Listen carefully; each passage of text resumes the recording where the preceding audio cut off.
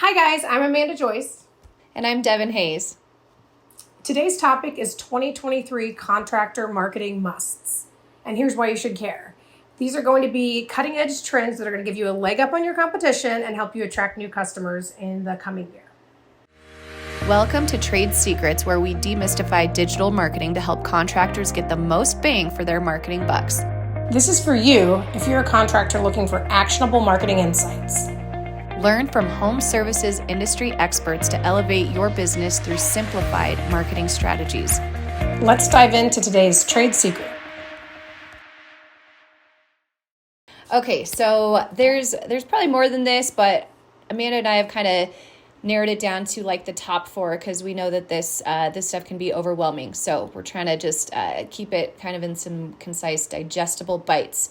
So for any contractor out there, and actually anybody who uses Google, something that just came out in December of 2022 was continuous scroll. And we did a whole long podcast on this, but basically on Google, instead of like 10 results on that page, on the results page, you have continuous scroll, which is about 60 results with a whole bunch of ads blended into that. So that definitely changes like the Google Ads landscape for 2023. And it also changes content marketing and, the importance of your SEO titles and your meta descriptions. And that's just saying, say you have a page on, roof replacement and your headline just says roof replacement. You're competing now with like 60 different results. So you're going to want to have something that's a little bit more catchy.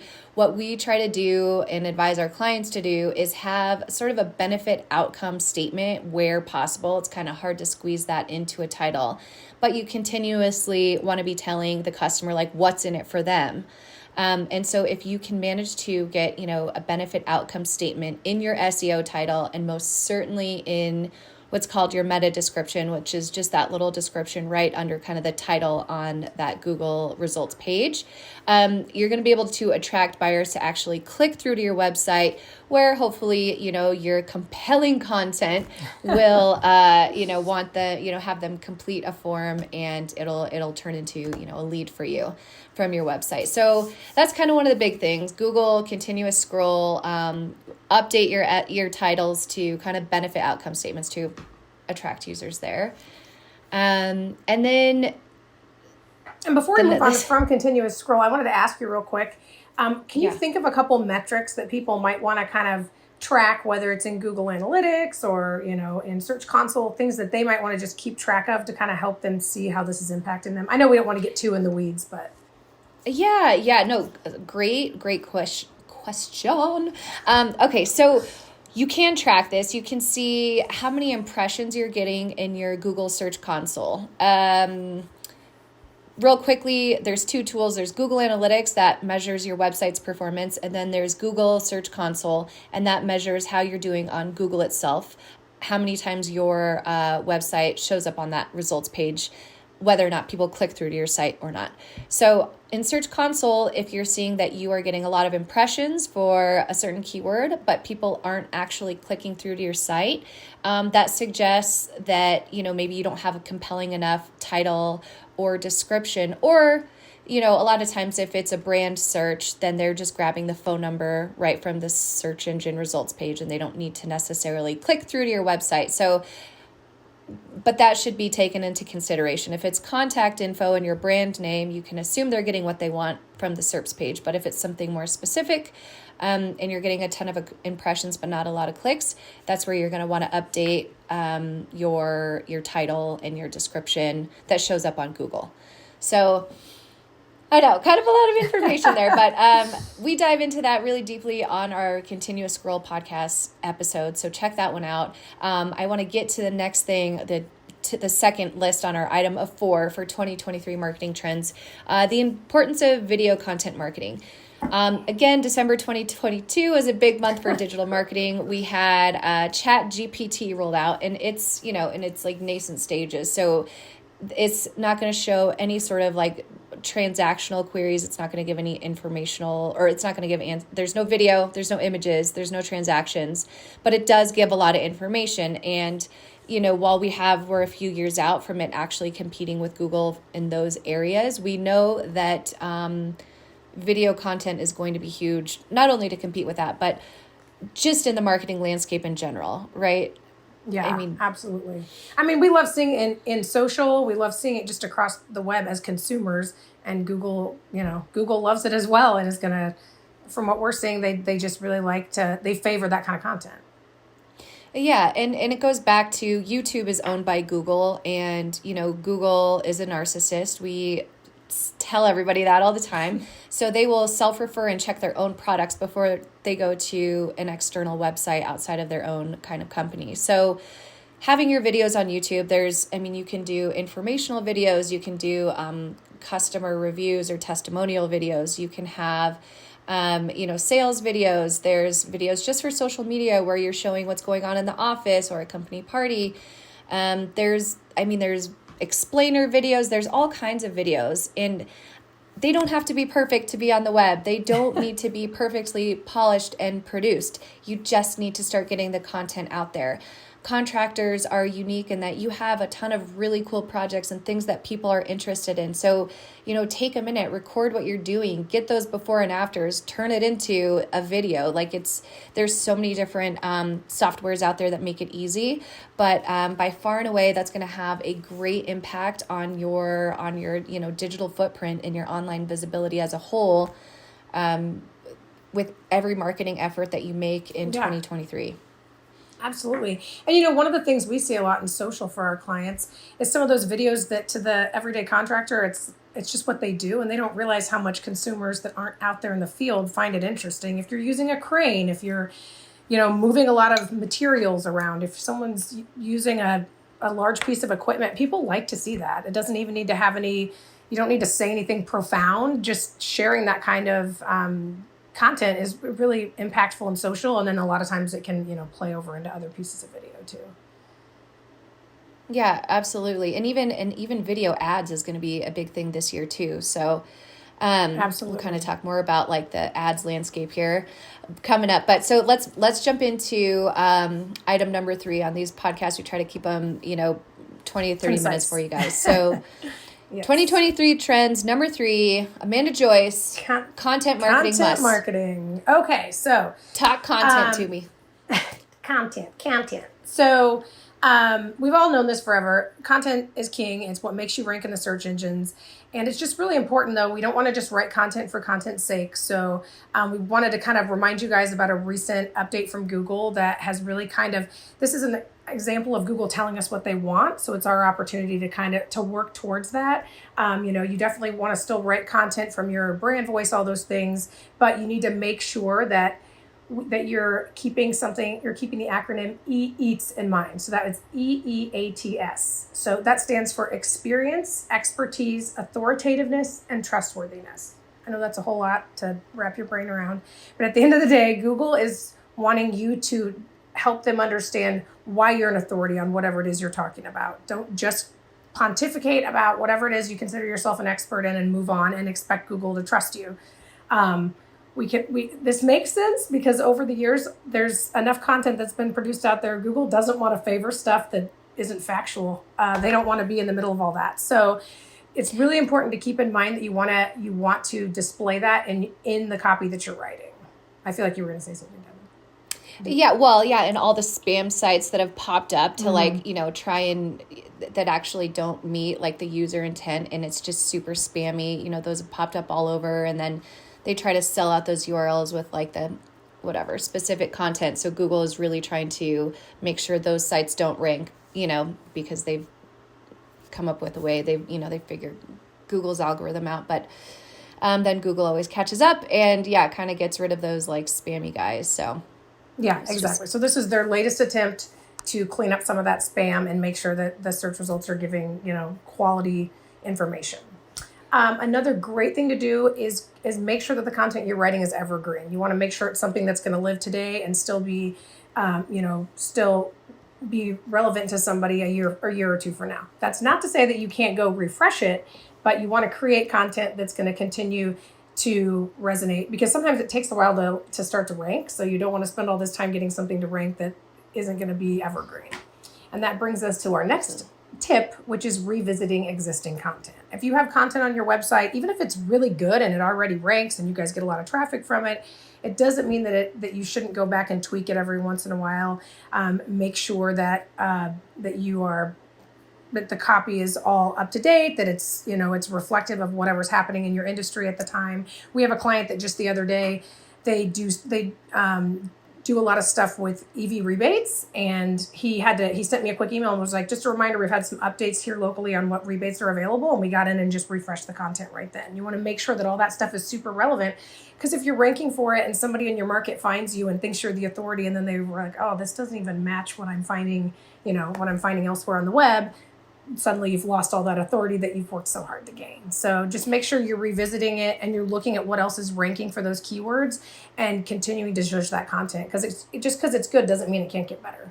I feel like you had something. Zhuzh. Give it a little zhuzh. I was going to say, yeah, and sometimes we get caught up with a little marketing jargon. I was going to say you mentioned the term evergreen content, and I was just going to have you kind of just like succinctly, let everyone know what you mean when you say evergreen content, just in case someone's not familiar.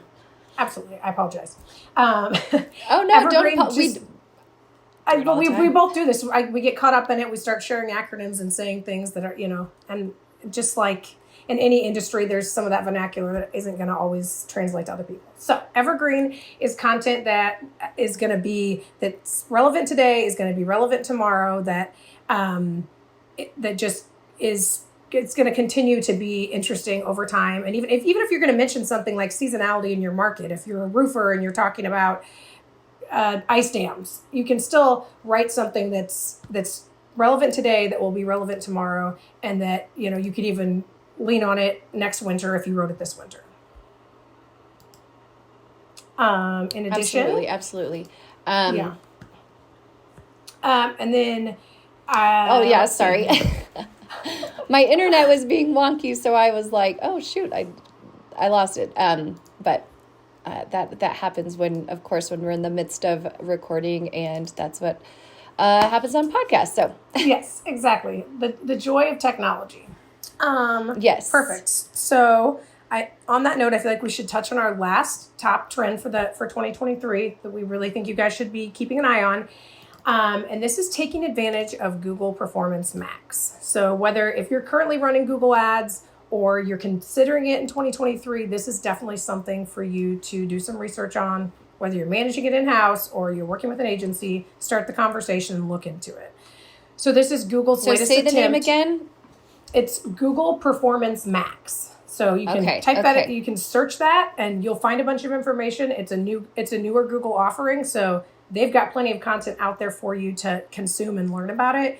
But top level, the gist of it is it's an ad offering where you basically go in and provide video, image ads, text, a landing page, all of the things that we would normally want to give Google if we're running ads. But you're kind of giving it to them and then saying, use your beautiful AI and manage this for me and help me get more eyeballs in my market. So when you do this, when you take advantage of this, they will be showing ads for you in YouTube, in display, in search, in Discover, in Gmail, and Maps. So it's kind of, they're trying to take something huge and make it more digestible to your everyday business owner. Previously, if you were running that broad of a campaign, you'd probably be working with a really high dollar agency, and quite honestly, it wouldn't be for the everyday business owner. So it's a really cool way to try to offer this. But I do also warn that, like many things Google does, at the end of the day, they are trying to make more money off of more ad dollars. So it's certainly not a set it and forget it. Just give them your content and let them run with it. One of the things I've been seeing a whole lot about, I haven't seen this in practice yet, but apparently when you provide all of these ad elements to Google, if you don't include a really strong video ad that's like 6 to 15 seconds, they're going to make something for you, and it might not be to your liking. They're using AI. It's imperfect. So if you're going to do this, I would say make sure that when you get in there, there's an opportunity for you to upload all kinds of different elements. Make sure you're providing every element they ask for, because if not, you're giving them free reign to just use AI and see what comes up. And as we've all discovered, AI is imperfect. Sometimes it's good. I would actually, that would be a fun experiment. Just to see, let's just see what they come up with for us. Just roll the dice and be like, well, guys, this is what happened to us. I can only imagine. That's a great idea. I feel like we're going to have to do that in a future podcast for sure. Yeah. Just experiment and just see what they deliver. It might be really amazing or not. Yeah, exactly.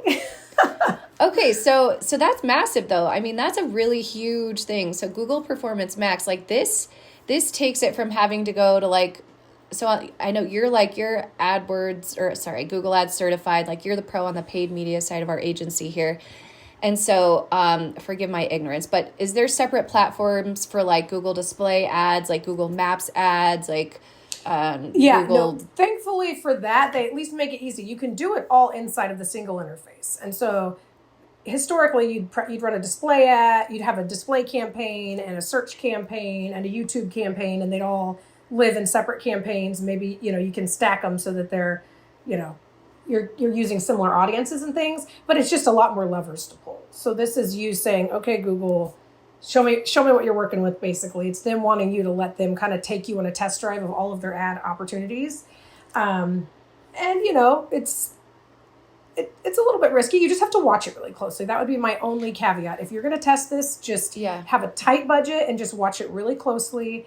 They're obviously going to allow you to exclude things that aren't working for you and stuff like that. So you just have to stay on top of it. So if you're doing it yourself, watch it close. If your agency's running it for you, just ask for a regular touch base on what they're finding, what they're changing, what's working, what's not.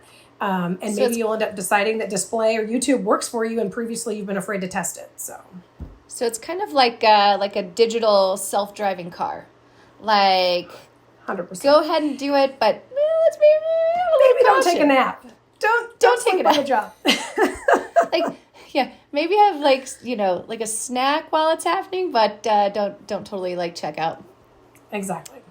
You gotta love that though. It's like having another robot assistant almost. If you just have to check in a little bit. And having done this for so long, it makes me excited and scared at the same time. Years ago, I would talk to small agencies or small businesses that would say, "Oh, I talked to a Google rep and they convinced me to turn everything on broad match," which is meaning you'd run a keyword, but then Google gets all of this. You could say red shoe and they will show you for red tint or something like that. It could be that far off base with how relevant it was. So you had to manage it real closely. And if somebody didn't know what they were doing, they just click all the levers and check out and then look back in 2 months and be like, oh my gosh, I just spent all of this ad money and it went to something irrelevant to my business. So it's only gotten smarter over the years, but those are the kind of things I saw back in the day that always makes when Google starts talking about their latest, we'll do it for you. I'm always like, I trust you, but okay, yeah, that sounds nice.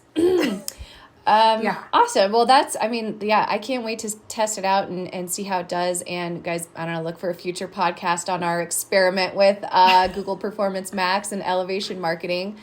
Okay, so for today's takeaways here, we're going to wrap this up for you. We had 4 takeaways for 2023 marketing trends that you should be aware of and you should care about. Number 1, continuous scroll on Google. Now there's 60 organic results, so make sure you update your content to have catchy SEO titles and descriptions, trying to use those benefit plus outcome statements. Number 2, videos. Make videos, explainer videos, FAQ videos, social fun videos, videos on videos. Videos, 3, and they don't need to be high polished. Just make them. Yep. Absolutely. And then revisit, in content marketing, revisit your existing content as you're writing, write for eats, really show that authority and make sure that Google understands why you're an expert on your given topic, and test Google Performance Max. Absolutely. Well, thank you. And we will, as always, actually, if you have any questions, comment, hit us up. We'd love your feedback and appreciate you listening to us. So thank you. And we'll see you next time. Thank you so much. That was today's trade secret. Thanks for listening. Did you find this helpful? We're just getting started. Subscribe and don't miss our next reveal. Until next time.